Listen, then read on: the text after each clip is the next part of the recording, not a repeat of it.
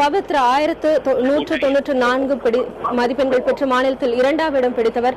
பவித்ரா, உங்களுக்கு வாழ்த்துக்கள். இந்த சந்தோஷத்தை நீங்க எப்படி பாக்குறீங்க? ஹலோ பவித்ரா, எந்த அளவு மகிழ்ச்சியா இருக்கு இந்த செய்தி உங்களுக்கு? ரொம்ப ஹாப்பியா இருக்குங்க.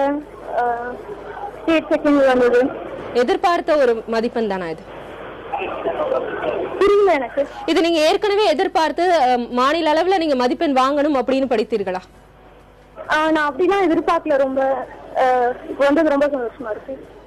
பவித்ரா, அடுத்த கட்டமா நீங்க என்ன படிக்கணும் அப்படின்னு ஆசைப்படுறீங்க? உங்களுடைய லட்சியம், குறிக்கோள் என்னவா? பவித்ரா, மாணவர்களுக்கு நீங்க சொல்ல நினைக்கிறது என்ன? அது மட்டும் இல்லாம பெற்றோர்களும் ஆசிரியர்களும் உங்களுக்கு எந்த அளவு சப்போர்ட்டிவா இருந்திருக்காங்க?